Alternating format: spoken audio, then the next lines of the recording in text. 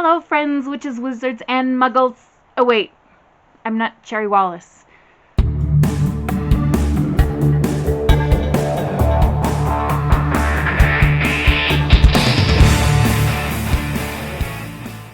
Hey there, YouTube. It's Bobi, aka Paginator, and I've got a little book haul for you today. Alright, so we'll start with one that I pre-ordered from Amazon. I pre-ordered it way back in the summer. This is Master of One by Jada Jones and Danny Bennett. And this is a kind of a... Well, I guess I'll give you some information from the dust jacket so I don't mess it up. Takes place in a place called Queen City, and we have Rags, who is a two-bit thief, and he is nabbed by a royal sorcerer, Morian the Last, who is forcing Rags to steal these 6 relics. They are supposedly the 6 pieces of an immeasurably powerful ancient Fey relic. So it's like 6 pieces of things. And so Rags is like, okay, I can do this and get away unscathed. But then he discovers that the relics that Morian's after are actually people. And he knows that he has to stop Morian from taking people. Because probably he's going to kill him. So the people that they're after are a distractingly handsome Fey prince who has been asleep for centuries, a Queensguard deserter with more honor than common sense, a daughter of disgraced noble family who hits first and asks questions later. She sounds interesting.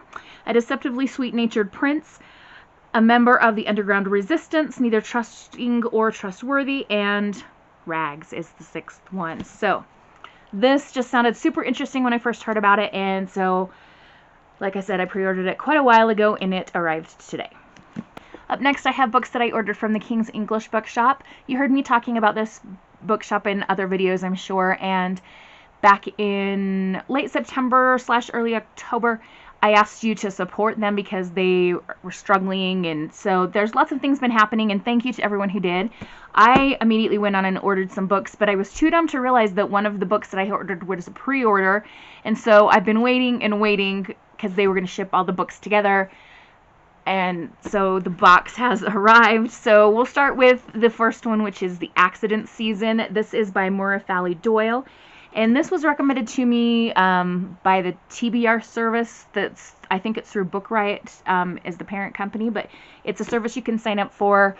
I believe it's like $15 every 3 months, and they'll recommend you books. They'll look at your Goodreads list. They'll look at, you have to answer lots of questions. And so this one was recommended to me. It is about a girl named Kara, and for her and her family, every October is very accidental.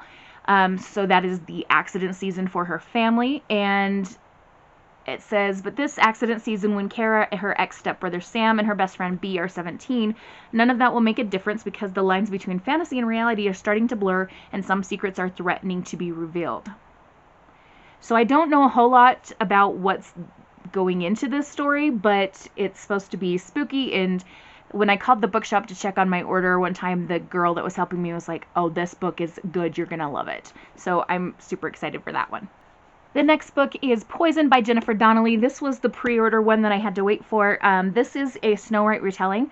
Jennifer Donnelly did a Cinderella one last summer, I believe, in 2019, and it was fantastic. This one is about a girl named Sophie who was led into the forest by the Queen's huntsman, and things happen. I don't even want to read the dust jacket to you because I'm afraid that it's going to spoil some things. I already feel like maybe I shouldn't have read it, but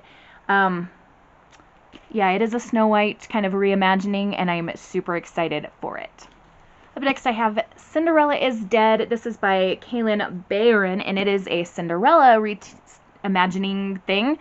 And I believe this has a female-female relationship, if I remember right from what I heard on BookTube.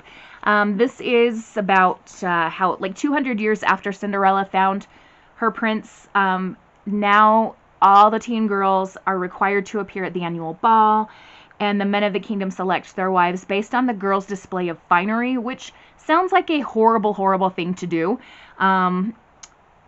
And it says the girls not chosen are never heard from again, which makes it sound, of course, even worse.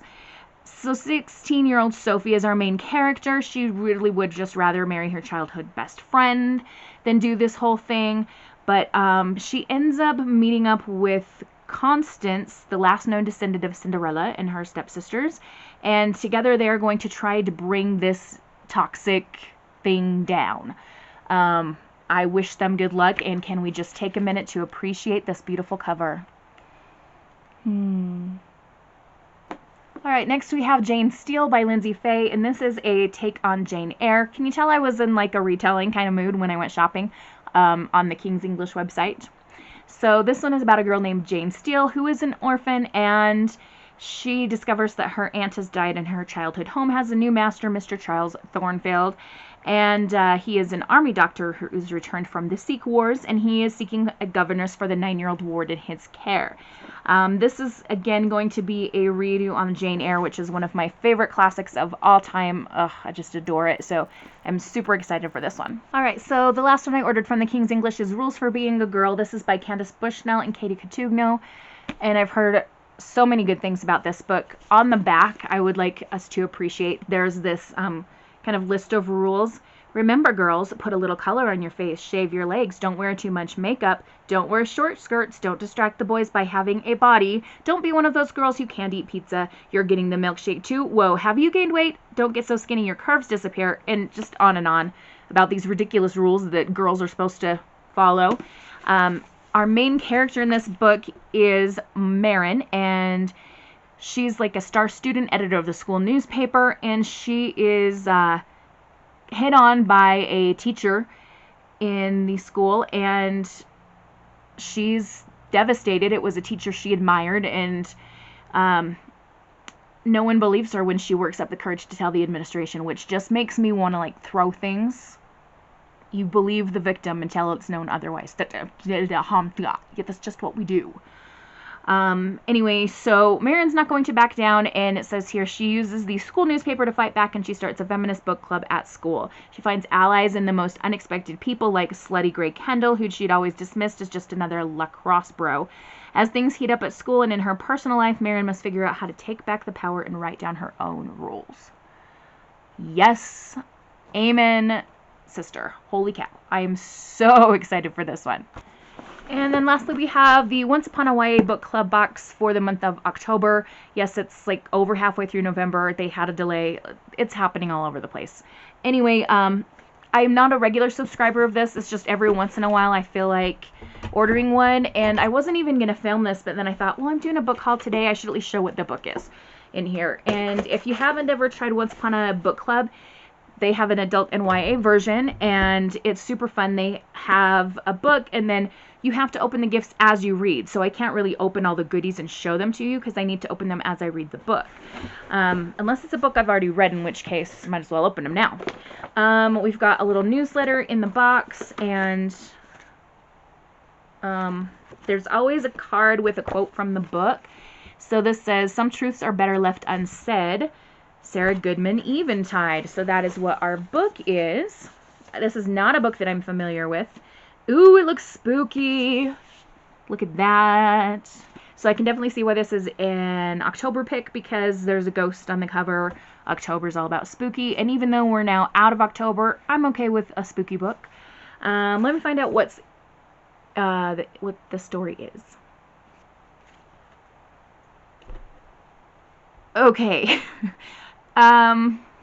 This sounds really odd and interesting.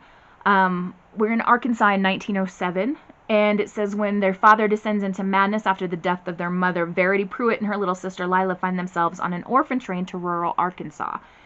Descends into madness. That is a creepy phrase.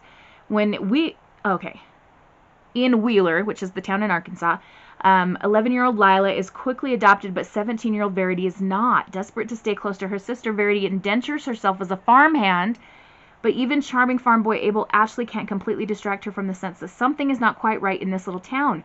Strange local superstitions abound, especially about the eerie old well at the center of the forest. The woods play tricks, unleashing heavy fog and bone-chilling cold, and sometimes visions of things that aren't there. But for Verity, perhaps most unsettling of all is the revelation that her own parents have a scandalous history in this very town. And as she tries to unearth the past, sinister secrets come with it. Secrets that someone will go to violent lengths to protect. Yikes! I am so intrigued, but also like thinking, what the heck? This Yeah, but that's okay. Creepy books are supposed to be a bit odd. Oh, there's a little bookmark reminding us to open the gifts when we reach the certain pages in the book. We have a little signed book plate from Sarah Goodman, the author. And as you flip through the book, I'll see if I can find one of them. Again, for those of you who are unfamiliar, there's like a sticky note when you're supposed to open a gift. So I'm not going to unwrap any of the things, but I'll just kind of hold them up. So on page 129, we have a mysterious envelope. Sometimes they put really cool paper replicas in this. Oh, maybe it's that. Maybe it's a picture. Who knows? We've got, quite a heavy box that says page 315. A large box that says page 103. And this box is 147. So I will have to wait and open those as I read this book.